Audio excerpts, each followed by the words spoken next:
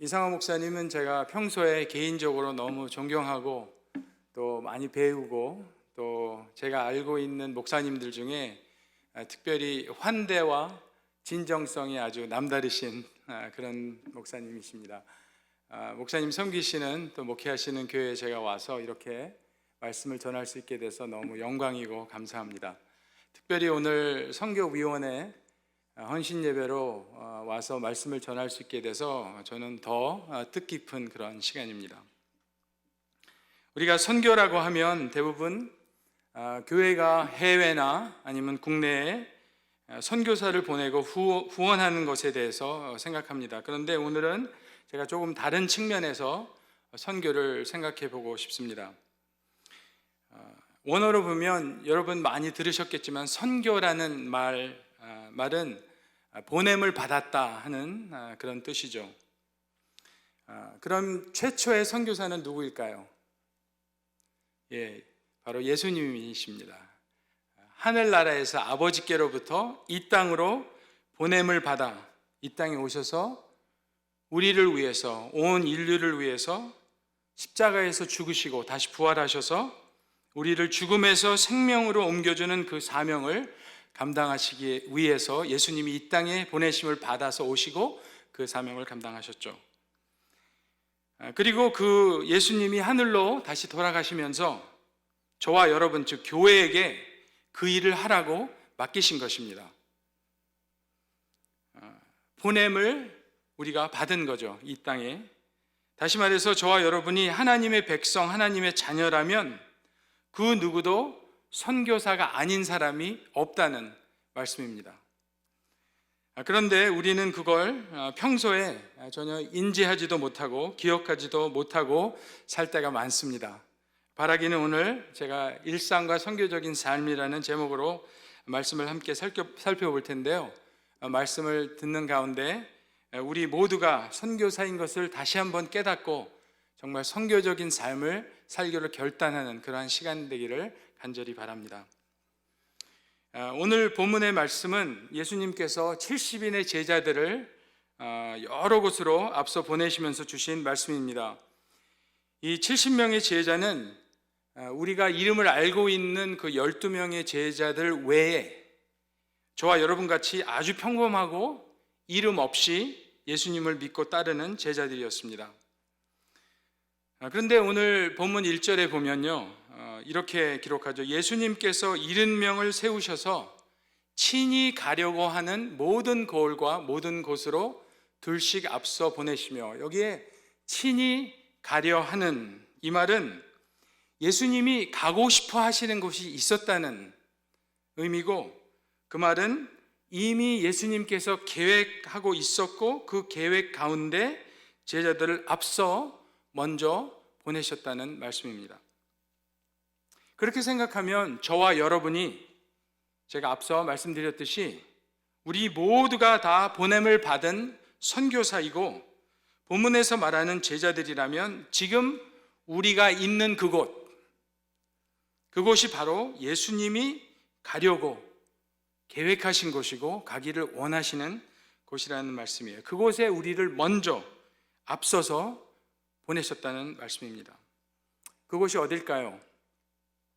바로 우리가 매일의 삶을 살고 있는 일상입니다. 바로 우리의 일상의 장소가 예수님이 우리를 보내신, 예수님이 계획하시고 그 계획 가운데 우리를 보내신 선교의 현장입니다. 저 앞에 자막인데 한번 같이 읽어볼까요? 시작. 일상의 장소가 예수님이 우리를 보내신 선교의 현장입니다. 여러분 그렇게 생각하신 적 있으시나요? 내가 매일 살고 있는 우리 집, 우리 동네, 내가 가는 직장, 교회, 이 모든 곳들이 예수님께서 우리를 보내신 곳이라는 것이죠. 그리고 거기가 하나님이 역사하시고 일하시는 선교의 현장이라는 말씀입니다. 그러면 하나님께서 우리를 우리의 일상에 보내셨고 하나님께서 일하신다면 과연 하나님께서 거기서 어떤 무슨 일을 하고 계신 걸까요? 하나님의 일 아니면 하나님의 미션이라고도 할 수 있는데요, 하나님의 일은 한마디로 말하면 회복입니다. 회복.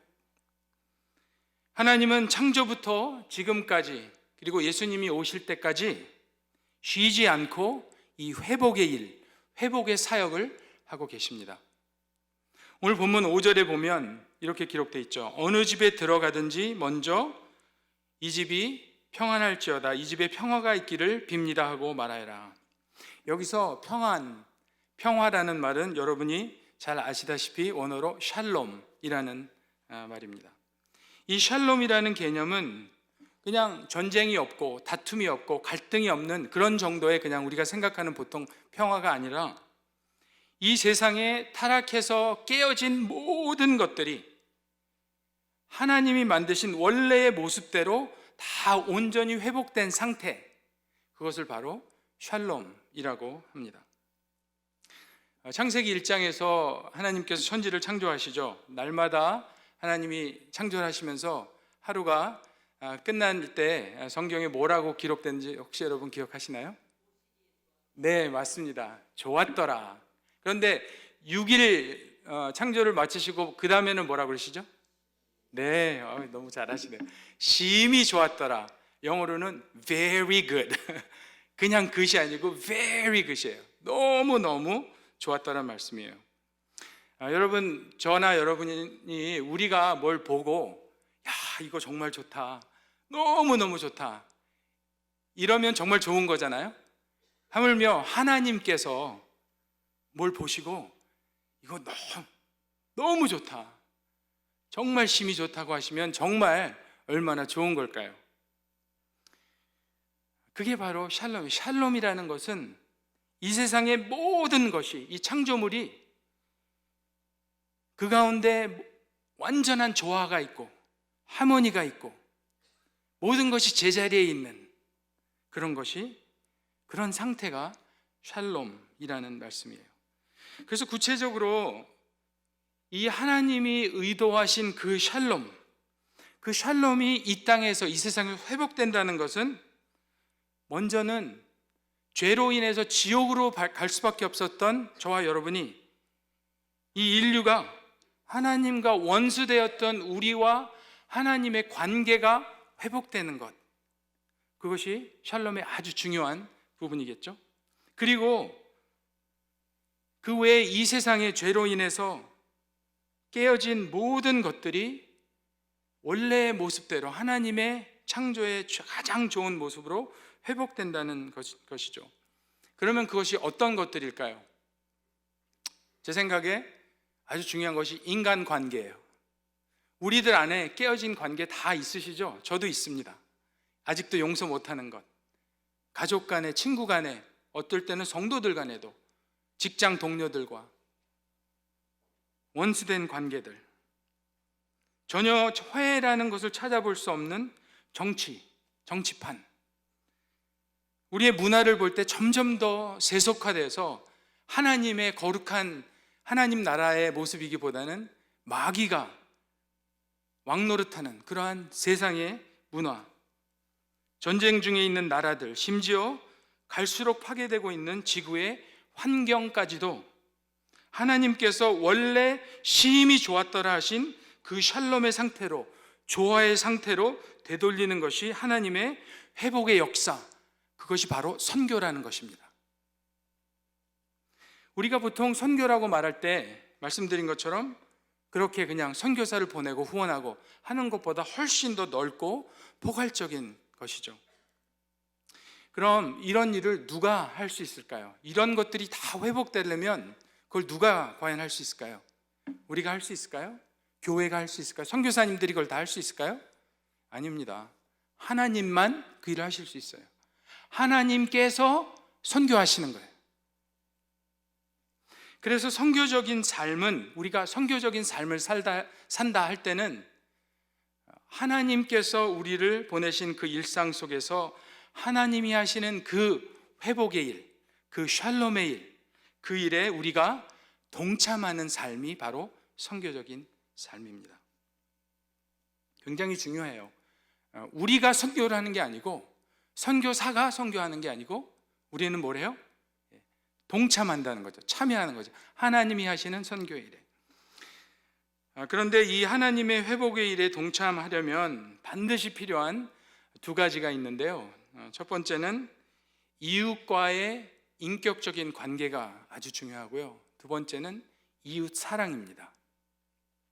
그것에 대해서 잠깐 더 생각해 보겠습니다. 오늘 본문의 5절에 보면 예수님께서 제자들에게 이렇게 말씀하시죠. 어느 집에 들어가든지 7절에 한 집에 머물러 있으라. 개역 개정 우리가 오늘 읽은 본문에는 그 집에 유하며, 여기 유한다는 말, 머무른다는 말이 오늘 본문에서 아주 핵심적인 단어입니다. 이 단어를 죄송한데 제가 영어 단어로 미국에서 영어로 몇 가지 그 번역들 중에 다른 단어들을 쓰는데요. 하나의 단어는 dwell이라는 단어를 써요. 그 말은 거주하다, 살다. remain이라는 말을 쓰는데 그거는 남아있으라. stay이라는 단어는 다른 곳에 가지 않고 계속 머물고 체류해라. 종합해 보면 한 곳에 진득하게 머물러 있으라는 말씀이죠. 예수님께서 우리에게 보여주신 선교의 모델은 예수님이 하늘로부터 이 땅에 오셔서 사람들 가운데 머무르시면서 가까이서 함께 일상의 삶을 살면서 우리의 이웃이 되주시고 우리의 친구가 되신 것처럼 우리도 예수님의 제자들로서 이 땅의 그 어느 곳에 있던지 그 한 곳에 오래 하나님께서 움직이라고 할 때까지 머물러 있으라. 그리고 그곳에서 만나는 우리 모든 이웃들에게 집중하고 주목하고 관계를 쌓고 좋은 친구와 이웃이 되라는 말씀입니다.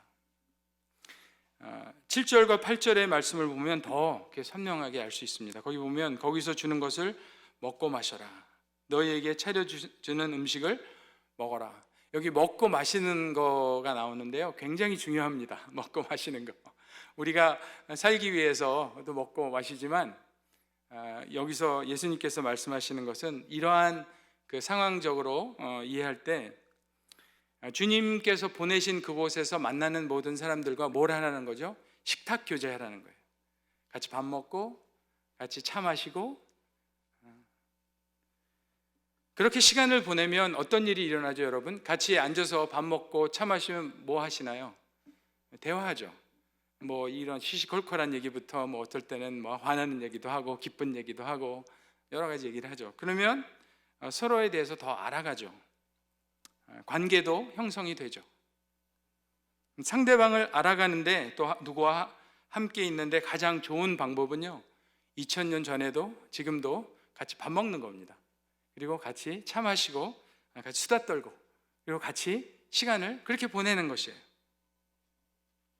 아주 자연스럽게 다른 사람과 타자와 관계를 쌓아가는 방법이죠. 예수님께서 그래서 제자들에게 어디든지 가서 환영하고 문 열면 가서 먹고 마셔라. 차린 대로 그냥 먹어라. 그렇게 말씀하시는 겁니다. 여러분들 지금까지 말씀을 들으시면서 혹시 머리에 떠오르는 이웃들이 계신가요? 한번 떠올려 보시죠. 나의 이웃, 내 이웃은 오늘 누구인가? 여러분들 여러분의 이웃과 오늘 어떤 관계를 맺고 살고 계신가요? 좋은 관계를 맺고 계신가요? 깊은 관계를 맺고 계신가요? 조금 바꿔서 여러분은 여러분의 이웃들에게 얼마나 좋은 이웃으로 좋은 친구로 살고 계신가요? 마태복음 22장에 보면 예수님께서 우리에게 주신 가장 큰 계명이 있죠. 뭐죠? 하나님을 우리의 목숨과 우리의 힘과 우리의 모든 것을 뜻을 다해서 사랑하고, 두 번째는 이웃을 내 몸과 같이 사랑하라. 어떤 선교학자가요, 이웃이 누구냐?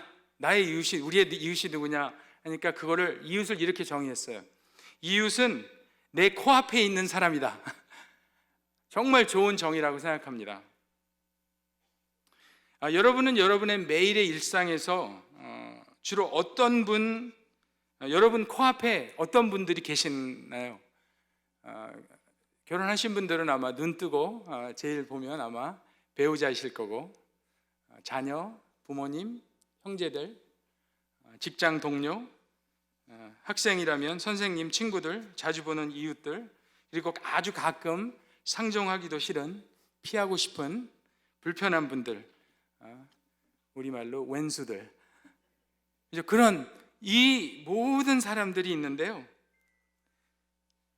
일상에서 특별히 우리의 가정과 우리의 직장, 너무나 중요한 선교의 현장이에요. 우리의 가정과 직장, 그리고 우리 동네에서 만나는 이 모든 분들을 예수님께서 어떻게 하라고요? 사랑해라. 근데 어떻게? 내 몸같이 사랑해라. 그렇게 말씀하시는 겁니다. 그래서 우리가 살면서 내 코앞에 있는 사람은, 지금 제 코앞에 여러분들이 다 계시잖아요. 제가 잠깐 여러분들을 뵙지만 이렇게 잠깐 만나는 사람들부터 정말 그러면 환영할 수 있겠죠. 웃어줄 수 있죠. 아주 환대할 수 있죠. 이 목사님께서 제가 서울에 오면 항상 제일 저를 환대해 주시는 분 중에 한 분이에요.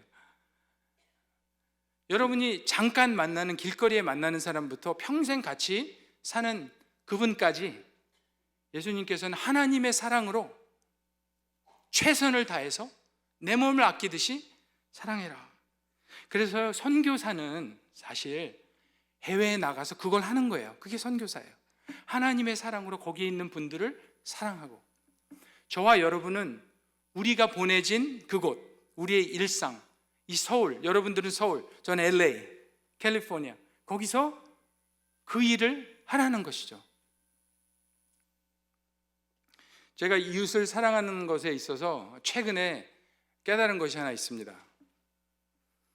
정말 우리가 이웃을 사랑하려면 배워야 될 게 있는데요. 먼저 그 이웃과 함께 있는 법을 배워야 되는 것, 함께 있는 것을 배워야 돼요. 저는 그것을 함께함의 사역, 그렇게 부릅니다. 영어로 죄송하지만 부르면 Ministry of Presence. Presence란 말은 그냥 같이 있는 거거든요. 옆에 있어주는 사역, 너무너무 중요한 사역이에요. 우리가 우리의 이웃들을 위해서 무언가를 해주는 것도 중요합니다. 그렇지만 더 중요한 것은 기쁠 때나 슬플 때 진심으로 그들과 함께 기뻐하고, 또 더 중요한 것은 슬퍼해 주는 것, 그것입니다. 특별히 어려움과 고통의 긴 터널을 지나고 있는 이웃들이 우리 주위에 있다면 그분들의 어려움과 고통이 크던 작던 상관없이 그들이 지치고 낭망하고 포기하지 않도록 옆에서 그들을 잊지 않고 그들과 함께 있어주라는 것이죠. 그 있어주는 거에 가장 중요한 것이, 할 수 있는 것이 기도해 주는 거죠. 그분들을 생각하면서 기도하는 거죠. 그래서 정리하면 선교적인 삶을 산다. 선교적인 삶은요, 우리의 일상에서 하나님의 회복의 일에 동참한다는 것이죠.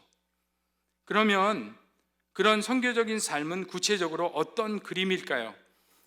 제가 이것만 말씀드리고 말씀을 맺겠습니다. 적용 포인트들인데요, 제가 다 알지는 못하지만 아마도 서현교회는 이런 삶을 살고 계신 분들과 사역이 이미 있으신 줄 압니다. 제가 이번에 방문하면서 짧은 시간에 이 목사님께 들은 것들 중에 참 귀하다고 느낀 것들이 있는데, 두 가지만 예를 들면, 선교적인 삶이 구체적으로 뭐냐, 그럴 때 예를 들어서 첫 번째는 이런 거예요. 보여주시죠. 예. 슬라이드. 예. 이거 보셨죠, 여러분들? 국민일보에 나온 기사인데요, 이게 어느 교회 기사일까요? 네, 서현교회 기사입니다. 야쿠르트라는 작은 것을 통해서 한국 사회의 고독사 문제에 대해서 교회가 관심을 가지고 케어하고 접근하는 아주 작은 움직임, 목사님께서 그걸 안부사역 이렇게 부르고 싶다고 하시더라고요.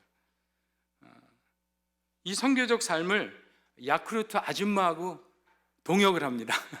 제가 오늘 이 기사를 보면서 이분이, 그 기자가 어떻게 썼냐면요, 신문에 박 씨는, 그분이 이제 야쿠르트 아줌마예요. 그 사진에 있는 박 씨는 인센티브가 주어지는 것도, 업무 시간이 단축되는 것도 아니지만 일상 업무 가운데 지역이 필요로 하는 일원이 된다는 것만으로 보람이 된다며 웃었다. 이렇게 기사를 쓰셨어요. 두 번째로 얘는 이 사진입니다. 이거 어딘지 아세요? 네, 여러분들 교회 식당입니다. 어저께 목사님과 아침 식사를 하고 교회로 왔는데 이 분들이 모이셔서 목사님 잠깐 들어가셨는데 제가 사진을 찍었어요. 그 다음 사진 보면요, 저렇게 웃고 계세요, 저분들이. 한국에 이렇게 나그네인 외국인들에게 친절과 환대로 그분들의 필요를 조금이라도 헤아리고 또 더 가까이 가서 예수님의 사랑을 실천하는 것, 저는 이런 것들이 아주 평범하고 작은 것 같지만 정말 중요하고 위대한 선교적 삶이라고, 실천이라고, 그런 그림이라고 확신합니다. 여러분의 상상에 도움을 드리기 위해서 부족하지만 마지막으로 저의 간증을 소개해 드리고 싶습니다. 제가 평생 살면서 가장 확실하게 일상에서 하나님의 회복의 일에 동참하고 경험한 이야기입니다. 2003년도에 제가 미국 캘리포니아에서 새로운 교회를 개척했습니다. 한인교회가 아니고, 이민교회가 아니고 미국인 교회, 다인 영어권 교회를 개척했습니다. 개척을 하면서 저희가 특별히 관심을 가지고 에너지를 많이 쏟았던 부분은 이 질문이었어요. 하나님을 정말 사랑하고 어떻게 하면 우리에게 보내주시는 모든 사람들을, 이 지역에 있는 이웃들을 어떻게 사랑할 수 있을까? 이게 제일 큰 저희들의 질문이었어요. 그래서 저희들이 그런 기도 제목을 가지고 주일 예배뿐만이 아니고 시간이 되는 대로 모여서 성경 공부하고 기도하고, 특별히 같이 밥 먹고 차 마시고 커피 마시고 하는 일에 시간을 많이 보냈습니다. 그러던 차에 스티븐이란, 여기 이제 사진에 있는 이 친구가 저희 교회를 방문했어요. 23살이었는데요. 저 때가 아리조나란 주에서 저희 사는 동네로 이사를 와서 벌써 책을 2권이나 쓴 똑똑한 친구였습니다. 그리고 와서 저에게 자기는 3가지 관심이 있는데 커피, 생식, 성경, 그게 관심이 있대요. 그래서 좋다. 아주 짧은 시간 안에 자주 만나면서 가까운 친구가 됐습니다. 우리 교회에 있던 분들하고. 그러던 어느 날 스티븐이 갑자기 사라졌습니다. 한 3달 정도 지난 후였는데요. 2주 후에 제가 다시 그를 만나게 되었을 때 스티븐은 저에게 그동안에 2주 동안 있었던 얘기를 해줬습니다. 2주 동안 마약 딜러의 집에 머물고 있었답니다.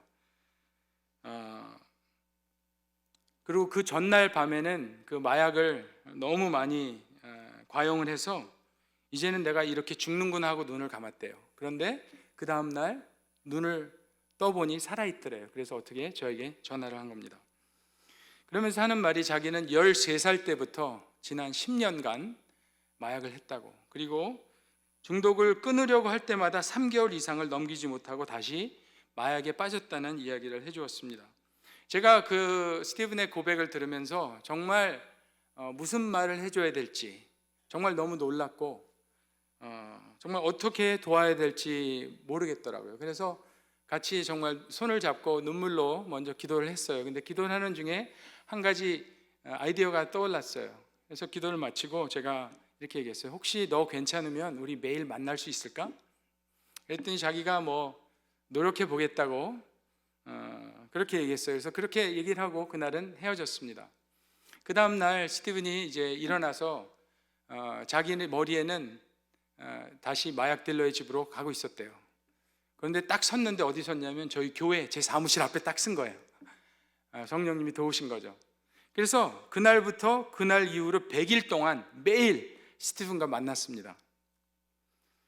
그 100일 동안 많은 일들이 일어났는데요. 제가 몇 가지만 소개해 드리겠습니다. 첫 번째는 스티븐이 교회 전체 앞에서 본인의 마약의 문제에 대해서 고백을 하고 기도를 부탁했습니다. 그러면서 하는 얘기가, 저는 자기가 솔직하게 그렇게 자기의 가장 나약한 부분을 공개하는 것이 말할 수 없이 창피해서 지금까지 다녔던 교회들에는 3교회나 갔는데 다시 마약을 하게 되면 그냥 떠났다고 합니다. 너무 창피하니까. 그런데 이번에는 본인도 알 수 없는데, 이해가 안 되는데 자꾸 성령님께서 마음에 좀 용기를 내서 성도님들께 나누고 기도를 부탁해라는 마음을 주셔서 하고 싶다고, 그래서 했어요. 두 번째로 그랬더니 놀라운 일이 일어났어요. 교인들 중에 4가정이 우리도 뭐든지 하겠습니다, 목사님하고 사모님 하는 것처럼 뭐든지 스티븐을 돕겠습니다, 그런 분들이 생긴 거예요, 자원에서. 그래서 저희까지 5가정이 이제 스티븐과 아주 정말 가까운 친구가 돼서, 이웃이 돼서 정말 많은 시간을 보내고 언제든지 필요하면 새벽 2시라도 달려갈 수 있는 그런 환경이 만들어졌습니다. 그러다가 세 번째 기적적인 일이 일어났습니다. 마약을 끊은 지 석 달쯤 지나갈 때 과거와 같이 너무 견디기 어려운 금단 현상이 온 거예요. 너무나 괴로워서 스티븐이 그때 나중에 저한테 뭐라고 하냐면 그냥 이걸 하고 죽는 게 더 좋겠대요. 그 정도로 힘들대요. 그래서 우리들이 아무도 모르게 다시 밤에 마약 딜러의 집으로 갔어요. 자전거를 타고 가서 분명히 집에 보니 불도 켜 있고 문도 조금 열려 있고 사람들 소리도 들리는데 아무리 초인종을 눌러도 아무도 나오지 않더래요. 그렇게 서 있는데 갑자기 너무나 분명한 누군가의 목소리가 들렸대요. Turn around and run. 돌아서서 도망가라고. 그 일을 이후로 마지막으로 스티븐이 마약에 손을 안 대고 1년 동안 마약을 하지 않았어요. 정말 성령께서 도우셨죠. 그가 마약을 끊은 지 이제 정확히 1주년이 되던 날 저희 5가정과 함께 스티븐이 이제 파티를 했습니다. 저녁을 먹고 그날 밥을 다 먹고 스티븐이 일어나서 눈물 흘리면서 한 말을 저는 평생 잊을 수 없습니다. 뭐라고 그러냐면 저는 오늘 꼭 제가 1살이 다시 된 기분입니다. 정확히 1년 전 오늘 나는 죽었구나 이렇게 생각했는데 제가 여기 살아서 여러분 앞에 있습니다. 저는 이런 날이 올 줄 상상도 못했습니다. 이거는 정말 저에게 놀라운 기적입니다. 그러면서 정말 하나님께서 도와주셔서 이 일이 가능했고 여러분들이 나를 이렇게 함께 돌봐주고 함께 있어서 가능했습니다. 저희가 다 울면서 하나님께 감사와 영광의 찬송을 올려드렸습니다. 그런데 그게 끝이 아니에요. 그 이후로 스티븐은 캘리포니아 주립대학을 졸업하고 좋은 크리스천 자매를 만나서 결혼하고 이렇게 4명이나 그 다음 사진은 좀 더 뒤에 건데요. 저는 둘인데 저보다 배예요. 그리고 그 지역의 스타벅스에서 일하다가 그 지역 매니저가 됐어요. 할렐루야. 그 다음 사진은 이게 10주년인데요. 제가 그때는 이제 미시간주로 이사를 해서 이제 살고 있었는데 전화가 한 달 전에 와서 목사님은 기억 못 하시겠지만 이제 한 달 후면 제가 10주년 동안 10년이 됩니다. 마약을 손 안 댄 게. 그래서 목사님이 좋아하실 것 같아서 전화했습니다. 그래서 제가 비행기 타고 날아가서 같이 그때 시간을 보냈습니다. 이 마지막 사진은 작년 여름에 이제 그 가족이 콜로라도 주로 이사를 갔는데 제가 그쪽을 지나갈 일이 있어서 그 집에 가서 자고 같이 찍은 사진입니다. 그 아내인 애나가 저에게 뭐라 그러냐면 올해가 20주년 기념이래요. 20주년. 스티븐은 저의 평생 친구가 됐고 스티븐과 그 너무 아름다운 저 가족을 볼 때마다 제 마음에 얼마나 큰 감동과 은혜가 되는지 모릅니다. 그래서 스티븐의 간증은 저에게 가장 강력하게 하나님께서 이 땅에서 샬롬과 치유와 회복의 그 역사를 증거하는 그러한 평생의 간증이 되었습니다. 할렐루야. 박수 치셔도 됩니다. 하나님께 영광의 박수를. 사랑하는 성도 여러분, 바라기는 서현교회가 여러분의 일상에서 매일의 삶 가운데서 이렇게 하나님께서 하고 계신 그 회복의 일에 동참하셔서 하나님의 나라가 이 땅에 아주 가까이 온 것을 여러분의 이웃들에게 땅끝까지 아주 강력하게 선포하고 증거하는 그러한 증인 공동체, 선교 공동체, 멋진 교회 되시기를 주님의 이름으로 축원합니다.